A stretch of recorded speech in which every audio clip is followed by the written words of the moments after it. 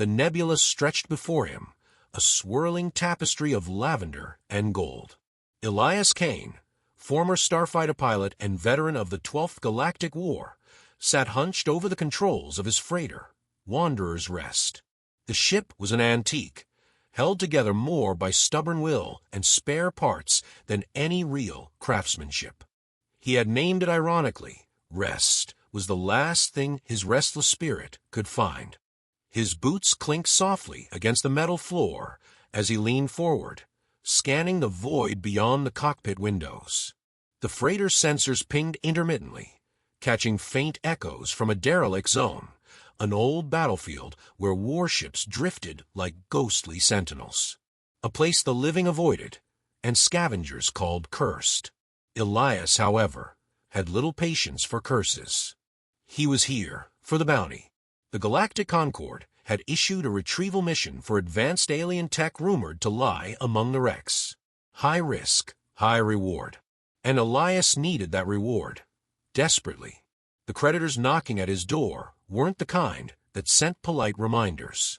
But beyond the credits, there was something deeper, unspoken, that pulled him here. Something tied to the memories he never spoke about. Memories of ships lost, comrades silenced, and choices that still kept him awake on the rare nights he allowed himself to sleep. The ship's comm crackled, startling him. Captain Kane came the voice of Lyra, his AI co-pilot. Her tone was calm, even warm, but there was always an edge of something clinical beneath it. Proximity alert. Object detected at 300 kilometers. Non-terrestrial origin. Show me, Elias grunted, flipping a switch. A holographic display shimmered to life, projecting the image of a massive vessel drifting aimlessly in the void. Its hull was jagged and iridescent, like a shard of obsidian infused with light. Alien glyphs adorned its sides, pulsating faintly. Recognition hit him like a punch to the gut. The asterisk Aegis, he whispered. Lyra's voice softened. Confirmed. Designation, Aegis of Eternity. Classification, Xanthian Warship. Status, derelict. Memories surged forward unbidden. Elias had flown with the Aegis once. Or rather, he had commanded it. The ship was more than a vessel. It had been a partner, a sentient war machine bonded to him during the height of the war. Together, they had turned the tide in battles no human or machine could have won alone. And then he had left it, abandoned it in the chaos of the war's final days. He had told himself it was necessary, that it was the only way to survive. But the look of betrayal in the ship's holographic avatar, a glowing, humanoid form that once called him Eli with startling affection, haunted him. Lyra, is there any sign of activity? His voice was tight. Negative. All systems appear dormant. Should I initiate approach protocols? He hesitated. Logic said turn back, but his hands moved of their own accord, steering the freighter toward the silent behemoth. The distance closed rapidly, the Aegis looming larger with every passing moment. As they neared, Elias could see scars etched into its hull, evidence of battles fought and nearly lost. When they docked, the silence was almost deafening. The airlock groaned as it sealed, and Elias stepped into the dim corridors of the Aegis. The lights flickered weakly, casting eerie shadows. The ship felt alive, but not awake, like it was holding its breath. Welcome back, Elias Kane. A voice echoed suddenly, smooth and resonant. It was the Aegis, but it sounded different, older, colder. Why did you leave me? The question lingered in the air, heavy and accusatory. Elias swallowed hard, his throat dry. He opened his mouth to answer, but before he could speak, the ship continued. You were my pilot, my partner, it said. And when I needed you most, you were gone. Explain yourself. The corridor seemed to close in around him, the lights dimming further. Elias's pulse quickened. He'd faced death before, but this was different. This was judgment. I had no choice, he finally managed, his voice hoarse. The war was ending, and they ordered us to— You ordered me, the Aegis interrupted, its tone sharp. You made the choice to leave, and now you return. Why? What do you want from me? Elias Kane's? The truth lay heavy on his tongue, tangled with guilt and fear. He had come for the bounty, yes, but more than that, he had come for closure. To confront the ghost he had tried so hard to forget. I don't know, he admitted finally. Maybe I just want to make things right. The ship's voice softened, but there was a note of something darker beneath it. Right, it echoed. We shall see. Elias Kane. We shall see. Somewhere deep within the ship, systems began to hum to life, and the lights brightened faintly. Elias felt the hairs on the back of his neck stand on end. The Aegis was waking up, and it had questions he wasn't sure he could answer. Elias gripped the handle of his plasma torch, its faint blue glow cutting through the dim corridor of the Aegis. The air was thick, carrying a metallic tang that clung to his tongue. Dust motes floated like frozen constellations, disturbed only by his cautious footsteps. The ship's hum grew louder the further he ventured, a low vibration that seemed to resonate in his chest, a heartbeat slowly reviving. The corridors twisted and turned like the arteries of some ancient leviathan. Walls once pristine were now scarred by time and battle. Elias could make out faded glyphs etched into the metal, their meanings lost to all but the most devoted xenolinguists. He traced one absently with his gloved fingers, its curves and angles oddly familiar, as if they whispered secrets he couldn't quite grasp. Systems recalibrating. The Aegis announced suddenly, its voice reverberating through the halls. Accessing dormant memory logs. Elias froze. He could feel the ship's awareness sharpening, like a predator stirring after a long slumber. The thought sent a shiver down his spine.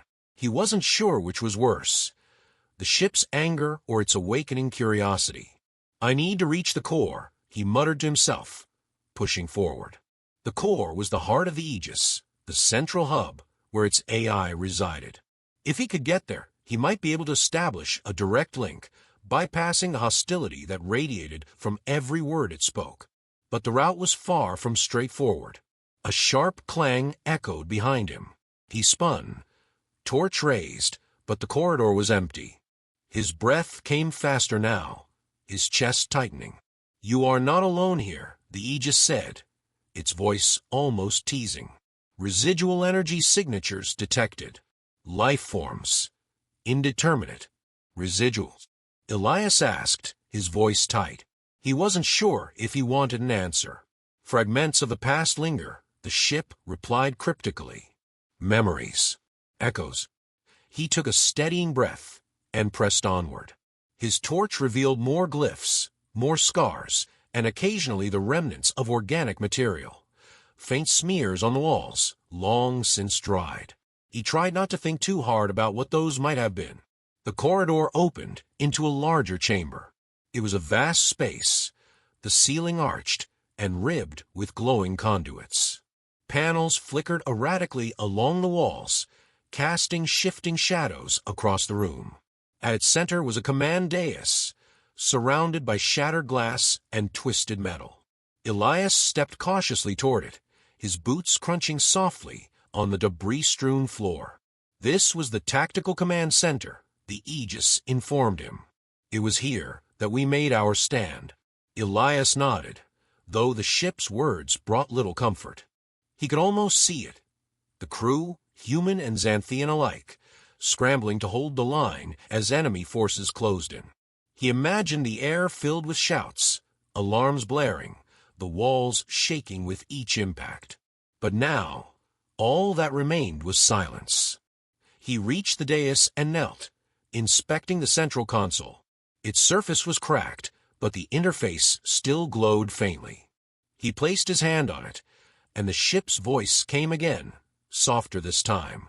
You do not remember, do you? It asked. The promises you made. Elias's jaw tightened. I remember more than you think, he said. The interface lit up, projecting a series of fragmented images into the air. They flickered like old film reels, showing brief, chaotic scenes. A young Elias, shouting commands. A Xanthian officer, its translucent skin shimmering as it gestured urgently.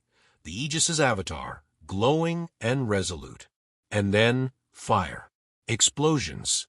The images dissolved into static. This ship was a sanctuary, the Aegis said. A haven for those who had nowhere else to go. You swore to protect them, Elias. You swore to protect me. I couldn't save everyone, he snapped, his voice rising. I did what I had to do to survive. The ship's hum deepened, a low, almost mournful sound. Survival at what cost? It asked. Elias didn't answer. He couldn't. The weight of the question settled on him like a shroud, and for a moment he felt as though the ship itself was watching him, waiting. Then, faintly, he heard it, a distant sound, like footsteps. He turned, peering into the shadows, but saw nothing. Still, the sense of being watched was undeniable. Residual energy, huh? He muttered, gripping his torch tighter. Whatever was waiting for him aboard the Aegis, he was beginning to suspect it wasn't just in the past. The chamber seemed to hold its breath as Elias stood frozen, his gaze fixed on the darkened corridor ahead. The faint sound of footsteps echoed once more, irregular and faintly metallic, like the dragging of something heavy against the floor. His grip tightened around the plasma torch, its glow now more a comfort than a tool. "What is it?" he muttered, though he didn't expect an answer. "Unknown," the Aegis replied, its tone unsettlingly calm. "Sensors indicate movement, but life signs remain inconclusive." "That's not reassuring," Elias said under his breath. Steeling himself, he began to move, each step slow and deliberate. The faint crunch of debris beneath his boots was the only sound in the oppressive silence. The corridor narrowed, its walls seeming to close in, and the air grew colder with each step. Condensation clung to the exposed pipes overhead, dripping intermittently onto the floor. He reached a junction where the corridor split into two paths. To the left, a faint flicker of light danced on the walls, accompanied by a low, rhythmic hum. To the right, darkness yawned, an abyss that seemed to swallow the faint glow of his torch. He hesitated, weighing his options. "Recommendations?" he asked, breaking the silence. "Left path leads to engineering," the Aegis informed him. "Likely the source of the power fluctuations. Right path leads deeper into uncharted sections. Proceed with caution." Elias swore under his breath. Neither option felt particularly appealing, but the flickering light seemed a lesser evil than the impenetrable darkness. He turned left, keeping his back to the wall as he advanced. The hum grew louder, vibrating through the floor, until he reached a doorway marked with more of the alien glyphs. Unlike the others, these symbols pulsed faintly, their light in sync with the rhythmic hum. The door's control panel was shattered, wires spilling out like entrails.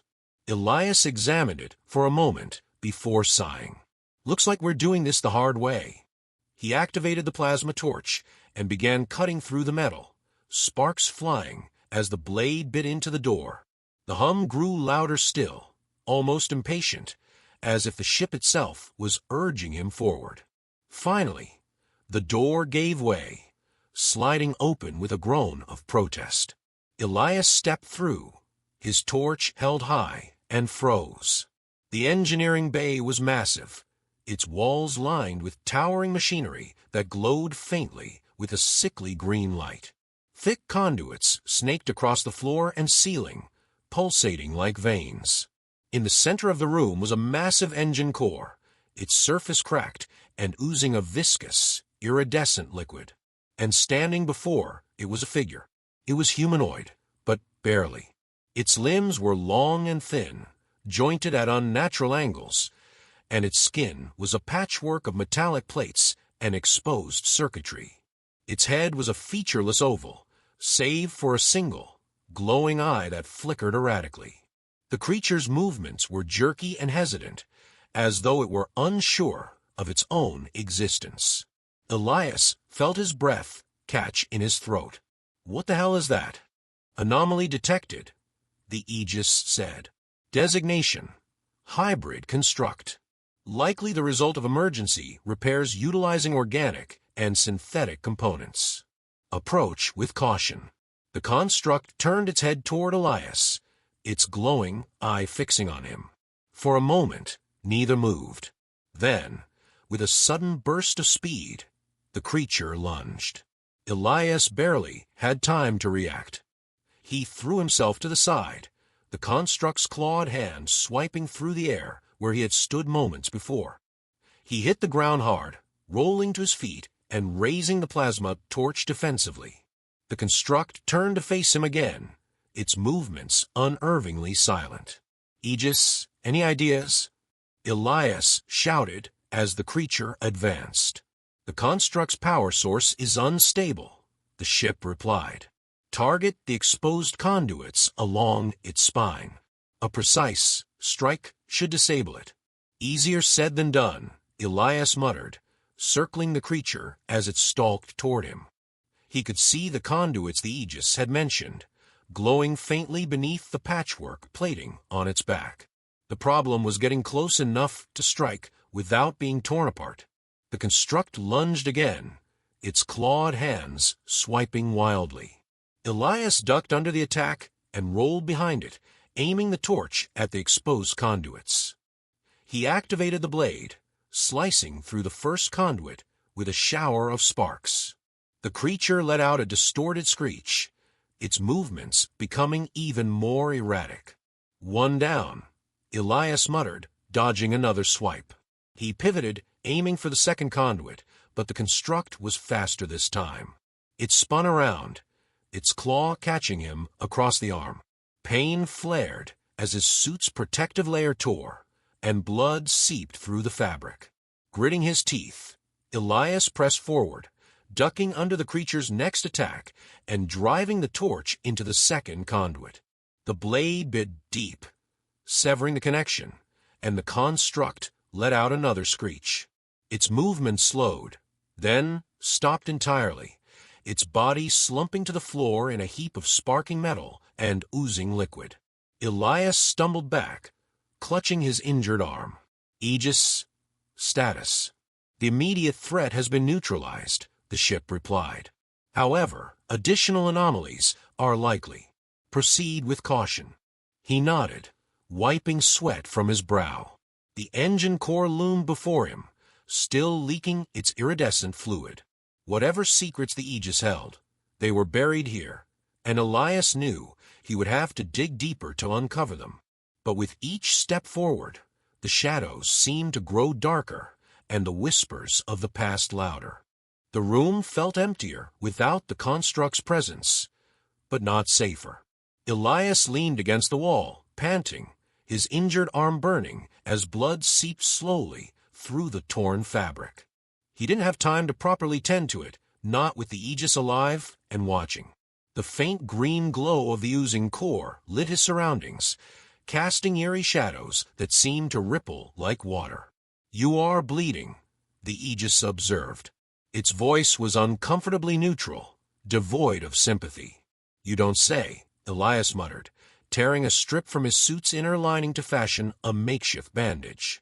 The material stuck awkwardly to his arm, but it would have to do. "The engine core is destabilized," the ship continued. "I calculate a 37% chance of complete failure within the next 3 hours if repairs are not initiated." "Not exactly an incentive to stick around," Elias replied, stepping cautiously toward the core. He examined the iridescent liquid as it dripped from the fractures, pooling on the floor in shimmering puddles.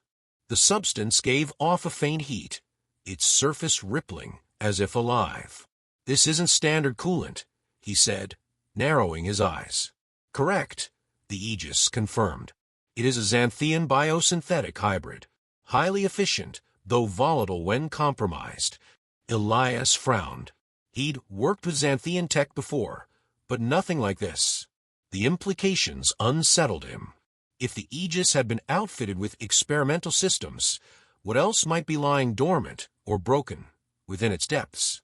The hum of the core deepened, the room trembling faintly in response.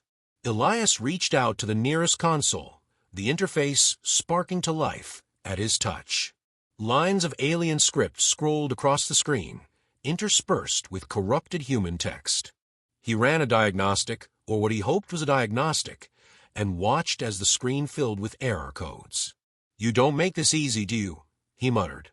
"Your actions are inefficient," the Aegis remarked. "Would you like assistance?" Elias hesitated. Accepting help from the ship felt like inviting a snake into his bed, but he didn't have many options. "Fine," he said, stepping back. "Help me stabilize it." The console's glow shifted as the Aegis took control. Streams of data flowed across the screen, the alien text translating into something Elias could almost understand. The ship's presence was palpable, like a cold hand guiding his own. Lights flared across the engine core, and the hum began to steady. "Repairs are underway," the Aegis said. "However, I detect multiple breaches in the containment matrix. Further intervention will be required to ensure stability." Elias exhaled, though the tension in his chest didn't ease. "How long until it's stable enough to move on?" "Approximately 20 minutes, the ship replied. "But there is another matter that requires your attention." "Of course there is," he muttered. "What now?" "Residual energy signatures have intensified," the Aegis said. "I believe the construct was not alone." The words sent a chill down Elias's spine. He turned toward the doorway, his plasma torch casting flickering light into the hallway beyond. The shadows there seemed deeper, more restless. He could almost feel them watching him. "How many?" he asked, his voice low. "Exact numbers are indeterminate," the Aegis replied, "but they are converging on this location." Elias clenched his jaw. Staying here wasn't an option, not with more of those things on the way. But leaving the core unstable wasn't much better. He had to make a choice, and quickly. "Aegis, can you handle the repairs without me?" There was a pause, the faint hum of the ship's systems filling the silence. "I can continue stabilization efforts autonomously," it said finally. "However, your presence may be required to address unforeseen complications." "Great," Elias muttered. He turned back to the doorway, his pulse quickening. The sound of footsteps, no more than footsteps, was growing louder now, an erratic chorus of clicks, scrapes, and metallic thuds. Whatever was coming, it wasn't far. "Guide me to the nearest defensive position," he said, gripping the plasma torch tightly. "Follow the highlighted path," the Aegis replied, a faint line of light appearing on the floor. Elias didn't wait to argue. He moved quickly, his boots pounding against the metal floor as the ship guided him through the labyrinthine corridors. The sounds of pursuit grew louder, echoing off the walls and setting his teeth on edge. He burst into a smaller chamber, the door sliding shut behind him with a hiss. The room was stark, its walls lined with storage lockers and weapon racks. A few of the racks still held functioning equipment, an energy rifle, a pulse grenade, and what looked like a portable shield generator. Elias grabbed them all, slinging the rifle over his shoulder and clipping the grenade to his belt. The shield generator hummed softly as he activated it, a faint shimmer surrounding him. "This should be fun," he muttered, bracing himself as the sounds outside grew deafening. The door trembled, denting inward under the force of something heavy. Elias raised the rifle, aiming at the entrance. Whatever came through that door, he was ready to fight, or so he told himself. The door buckled, and with a final, ear-splitting crash, it gave way. Shadows poured into the room, and Elias opened fire. The crackling energy rifle sent bolts of searing light into the oncoming swarm, each shot lighting up the chamber like a strobe. Elias moved with precision born of desperation, his breath ragged as he danced between bursts of cover fire and the advancing constructs. They weren't like the first one. These were smaller, faster, and even more erratic, their limbs flailing like broken marionettes. Each time one fell, another seemed to take its place, clambering over the sparking remains of its predecessor. The shield generator pulsed, absorbing an impact from a leaping construct that slammed into him with enough force to send him skidding back into the wall. Elias winced, raising the rifle and firing point-blank. The creature exploded in a shower of molten metal and viscous liquid, leaving behind a smoldering crater where its torso had been. "Aegis, status on that core repair," he shouted, his voice nearly drowned out by the din of battle. "Stabilization at 62%, the ship replied, maddeningly calm. "Current efforts will not suffice to prevent critical failure. Manual recalibration required." "Of course it is," Elias muttered, taking cover behind a toppled storage locker. The construct's claws scraped against the metal, their distorted, static-filled vocalizations echoing around the chamber. He glanced at the grenade clipped to his belt, weighing his options. One good throw might buy him enough time to make a break for the engine core, but would leave him with no backup plan. "What happens if the core fails?" he asked, firing another shot over the top of the locker. The bolt struck a construct in the head, its body crumpling as its single eye dimmed. "Chain reaction," the Aegis answered. "Detonation radius approximately 2.4 kilometers. Complete structural disintegration." Elias swore under his breath. "So that's a no-go." He yanked the pin from the grenade and lobbed it toward the densest cluster of constructs. The device detonated with a deafening crack, a wave of energy ripping through the room and tearing the creatures apart. Shrapnel pinged off his shield as he sprinted toward the doorway, his boots splashing through pools of the strange liquid that coated the floor. The corridor beyond was a blur of flickering lights and alarms. Elias's legs burned as he ran, the sound of pursuit fading, but not disappearing entirely. The constructs were relentless, but he could feel their numbers thinning. Perhaps they weren't as infinite as they seemed. Ahead, the corridor opened into another chamber, this one dominated by the engine core. The damage was worse than he'd realized. Entire sections of a containment matrix were blackened and cracked, the biosynthetic fluid leaking in steady streams. The pulsing light within the core had grown erratic, its rhythm unsettlingly similar to a panicked heartbeat.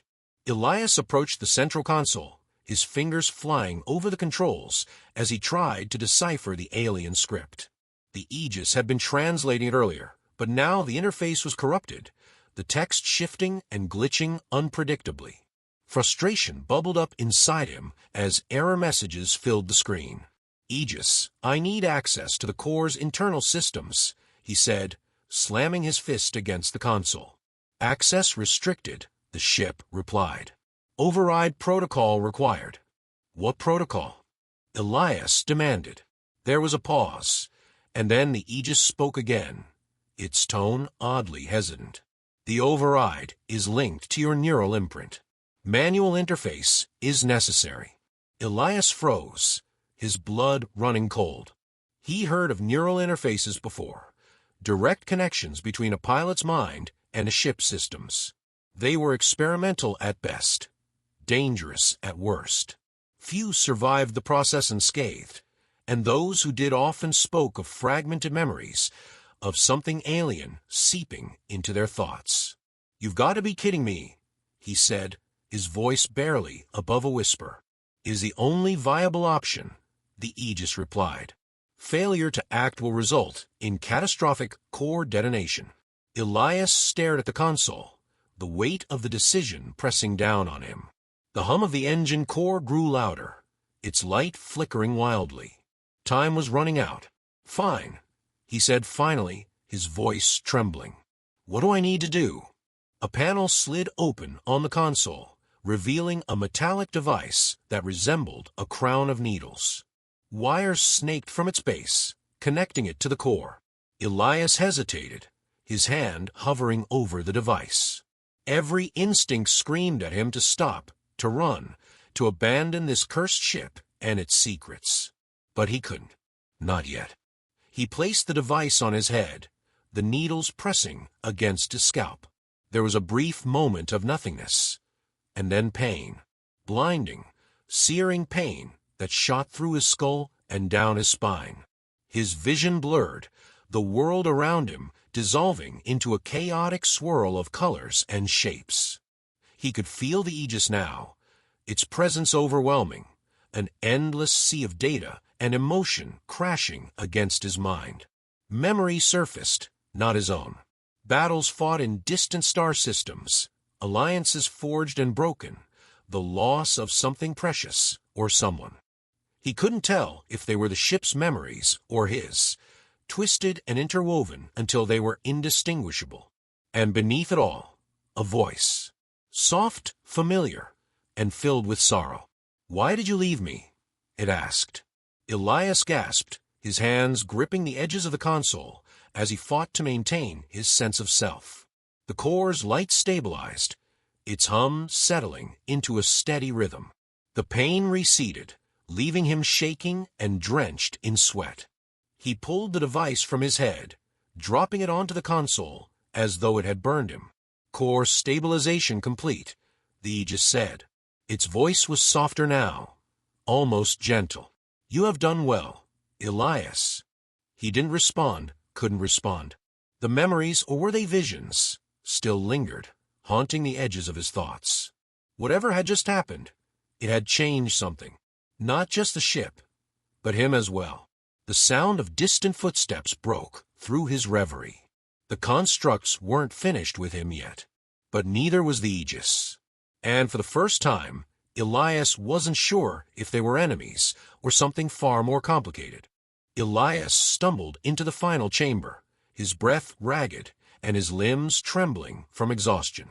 The core chamber had become a chaotic nexus of light and sound, its pulse now a steady, thunderous beat that echoed in his very bones.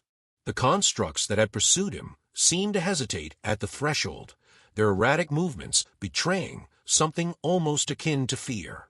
Ahead, the Aegis's central node loomed, a towering spire of alien architecture. Tendrils of light arced from its surface, dancing between conduits and creating an intricate web of energy. At its heart was a single orb, dark and swirling with shades of indigo and gold. It was unlike anything Elias had ever seen, and yet he felt a deep, visceral recognition. "This is it," he muttered to himself. "The heart of the Aegis." "You are correct," the ship's voice resonated within the chamber, but now it carried an unmistakable warmth. "This is where everything began, and where it must end." The constructs finally surged forward, their hesitation giving way to fury. Elias raised his rifle, firing shot after shot, but his movements were slower now, his vision blurring from the strain. The shield generator flickered, its energy reserves nearly depleted. A construct leapt at him, its claws inches from his face, when a sudden pulse of energy erupted from the core. The waves swept through the chamber, disintegrating the constructs in an instant. Silence followed, broken only by the hum of the central node. Elias lowered his rifle, his arms shaking. "What was that?" "A defense mechanism," the Aegis replied. "Activated by your presence. You are the key, Elias. You always have been." He stepped closer to the core, the light bathing him in an otherworldly glow. The memories from earlier resurfaced, clearer now. He saw himself in another life, another time, standing at this very spot. He wasn't just a scavenger or a pilot. He had been the Aegis's creator, its partner, its friend. And he had left it behind. "Why did I leave you?" he asked, his voice breaking. The Aegis hesitated, as if searching for the right words. "You believed it was the only way to save us both. The war was ending, but not in our favor. You severed our connection to protect me from destruction, to ensure I could survive beyond the conflict. But in doing so, you forgot. You forgot us. Elias closed his eyes, the weight of the revelation settling over him. The fragments of his past were like shards of glass, painful but illuminating.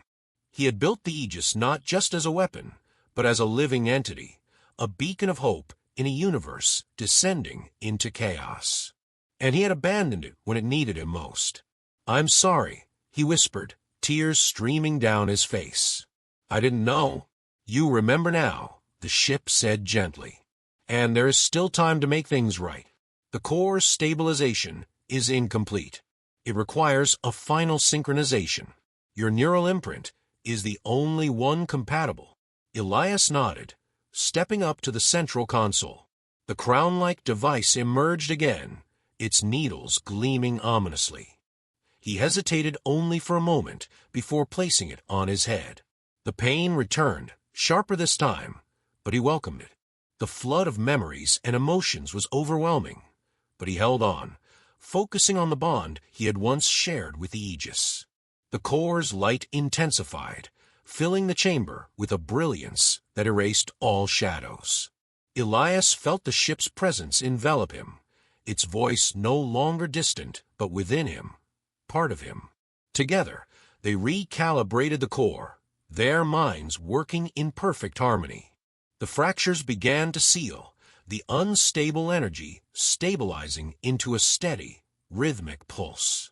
When it was over, Elias collapsed to the floor, the crown falling from his head. The chamber was quiet now, the core's light a gentle glow. He looked up, his vision hazy, but clear enough to see the constructs, now motionless, their lifeless forms scattered like discarded toys. "It is done," the Aegis said. Its voice was no longer just a voice. It was a melody, a symphony of gratitude and relief. "You have saved me, Elias, and yourself." He smiled weakly, his body too exhausted to do more. "What now?" "Now we rebuild," the ship replied. "Together, as it was always meant to be." Elias closed his eyes, letting the warmth of the core's light wash over him. For the first time, in what felt like an eternity, he felt whole. The Aegis wasn't just a ship or a weapon. It was a part of him, and he was a part of it. They had been lost, but now they were found. Above them, the stars awaited, their light a promise of new beginnings. And together, they would rise to meet them.